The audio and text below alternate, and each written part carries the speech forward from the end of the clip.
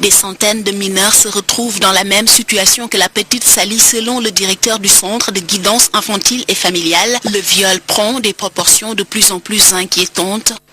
En l'espace de 2 ans, nous avons reçu plus de 400 cas d'abus sexuels.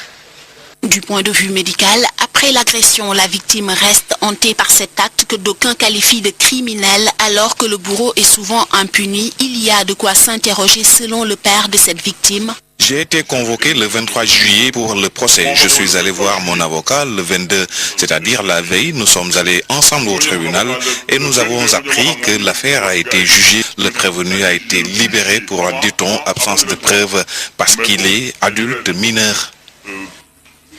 Un problème de suivi se pose ainsi avec la justice sénégalaise. La grand-mère de cette autre victime dépourvue de moyens se désole.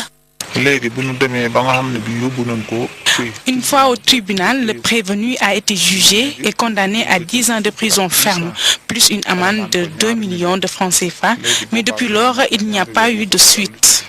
Les associations qui s'activent pour la protection des enfants tirent encore la sonnette d'alarme. Une lettre ouverte co-signée par le CEGID et l'AJS a été adressée au président de la République avec un objectif précis.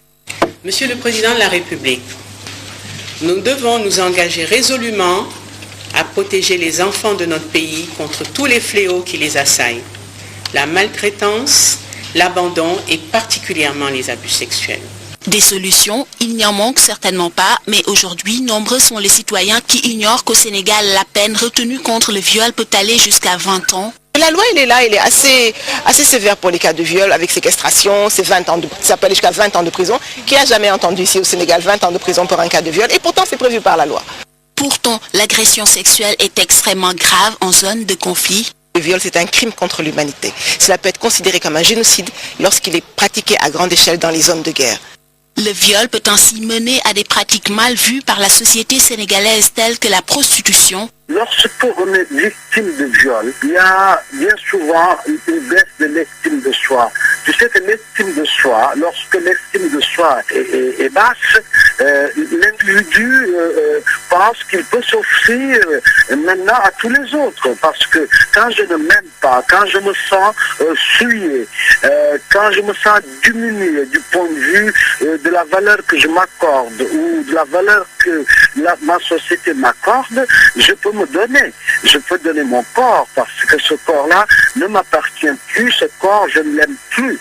Ce n'est pas tout, il mène également au lesbianisme ou encore à l'homosexualité selon toujours le psychologue Serigne Mor Mbaye. Les conséquences sont aussi graves du point de vue gynécologique.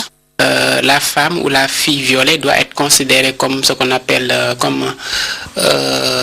les femmes qui ont subi un accident de sang, comme on dit.